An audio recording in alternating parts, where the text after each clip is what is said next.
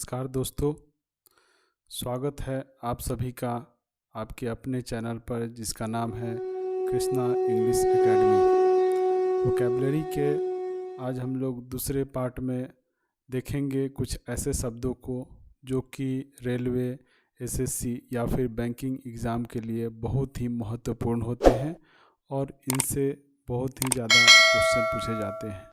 तो चलिए देखते हैं कि ये शब्द क्या है और हम लोग इसके ऊपर में मास्टरी करेंगे, इसको ज़्यादा से ज़्यादा यूज करेंगे जिससे कि हमें एग्ज़ाम में किसी प्रकार की कोई दिक्कत ना हो।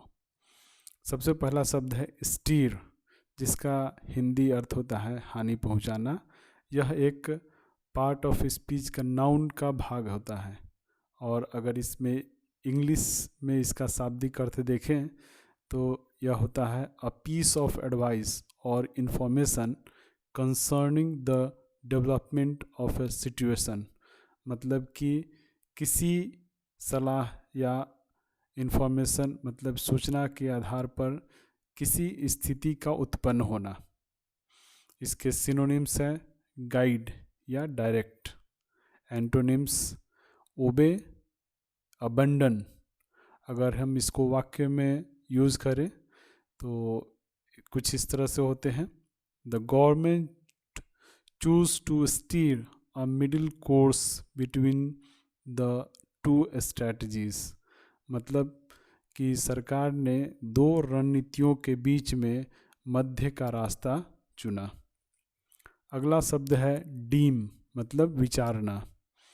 यह एक वर्ब है और इसका मीनिंग होता है रिगार्ड और कंसीडर इन ए स्पेसिफाइड वे। मतलब कि किसी एक डायरेक्शन में सोचना। इसका सिनोनिम्स है अज्यूम्ड, जज्ड, प्रिज्यूम्ड। एंटोनिम्स है डाउटेड या disbelieved. Don't you deem that it is your responsibility to support. मतलब कि क्या तुम यह विचार नहीं करते कि तुम्हें उसे सपोर्ट करना चाहिए, उसको मदद करना चाहिए। ले डाउन, मतलब निर्धारित करना या अर्पित करना। यह एक फ्रेजल वर्ब है और इसका मीनिंग होता है टू स्पेसिफाई और to store for the future. मतलब कि भविष्य के लिए स्टोर करना या भविष्य के लिए निश्चित करना। इसके सिनोनिम्स हैं एस्टैब्लिश, प्रिस्क्राइब, इम्पोज। एंटोनिम्स हैं इरोड, अवॉइड या negate. The manager let down the standards that he wanted the organization run by. मतलब कि मैनेजर ने वे नियम निर्धारित किए जिससे कि वह संगठन को चलाना चाहता था। ब्लैंड, यह एक एडजेक्टिव है और इसका मतलब होता है अ लैकिंग स्ट्रॉन्ग फीचर और कैरेक्टरिस्टिक्स एंड देयरफॉर अनइंटरेस्टेड। मतलब कि किसी वस्तु में वो गुण का अभाव होना या उस फीचर का अभाव होना जिससे कि वो स्वादहीन हो जाए, उसमें कोई इंटरेस्ट न ले। या फिर अगर हम फूड या पानी की बात करें तो वैसा खाना या पानी जिसमें कोई स्वाद ना हो, या फिर कोई ऐसा इमोशन जिसमें कोई भी फीलिंग ना हो। इसको सिनोनिम्स हैं काम, बाल्मी, डल, बोरिंग या टेस्टलेस। इसके एंटोनिम्स है डिस्टिंक्टिव, शार्प, हार्श या रिच। अगर वाक्य में प्रयोग देखें तो after the meeting a bland statement was issued. मतलब कि मीटिंग के बाद एक अपमानजनक स्टेटमेंट इशू किया गया। वेल टेकन, मतलब कुशलतापूर्वक करना। यह एक एडजेक्टिव है।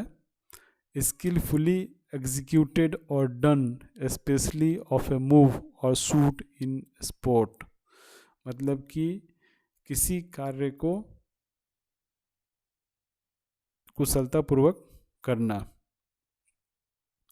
इसके सिनोनिम्स है टेक गुड नोट और वेल डॉक्यूमेंटेड। इसके एंटोनिम्स है नॉट प्रूवन, अनहर्ड या फिर obscure. There is no question about your advice being well taken. मतलब कि तुम्हारी सलाह को नहीं मानने का कोई सवाल ही नहीं है। अफिलिएशन मतलब कि संबंधीकरण, और यह एक नाउन है। द स्टेट और प्रोसेस ऑफ अफिलिएटिंग और बीइंग अफिलिएटेड। मतलब कि किसी संस्था से संबंधीकरण। इसके सिनोनिम्स है अमलगमेशन या इंटीग्रेशन, फेडरेशन या कपलिंग। इसके एंटोनिम्स है डिसएसोसिएशन, क्लैशेस, डिसएग्रीमेंट्स। इसका प्रयोग वाक्य में कुछ इस तरह से होता है, the society has many affiliations through out the country.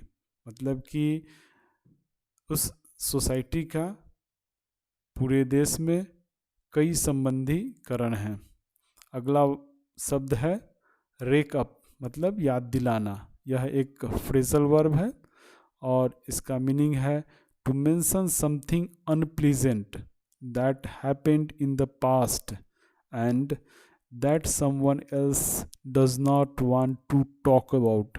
मतलब किसी ऐसी घटना का जिक्र करना जो कि दुखदाई है और भूतकाल में घटित हो चुका है।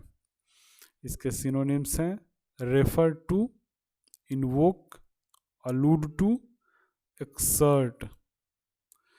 इसके एंटोनिम्स है कीप मम, और वाक्य में इसका प्रयोग कुछ इस तरह से होता है, I don't think it necessary to rake up their old quarrels. मतलब कि मैं नहीं समझता कि उनके पुराने झगड़ों को याद किया जाए। अब्सर्डिटी मतलब कि बेतुकापन। यह एक नाउन है और इसका जो शाब्दिक अर्थ होता है वो है द क्वालिटी और स्टेट ऑफ बीइंग रेडिकुलस और वाइडली अनरीजनेबल। मतलब कि कुछ ऐसी अवस्था जो कि बेतुकापन हो। सिनोनिम्स हैं लुडिक्रॉसनेस, फार्सिकैलिटी, रिजिबिलिटी या सिलीनेस। एंटोनिम्स है रेशनैलिटी, प्रूडेंस, सेंस या perception. I find the man growing increasingly angry at the absurdity of the situation.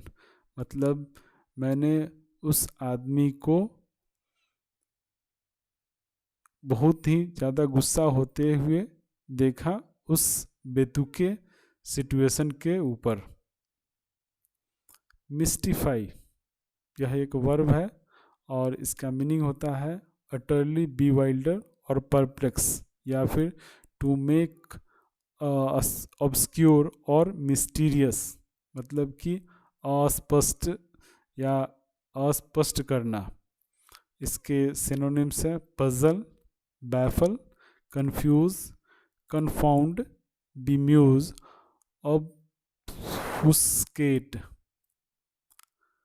इसके एंटोनिम्स है इंटरप्रेट, क्लैरिटी, एक्सप्लेन या इनलाइटेड।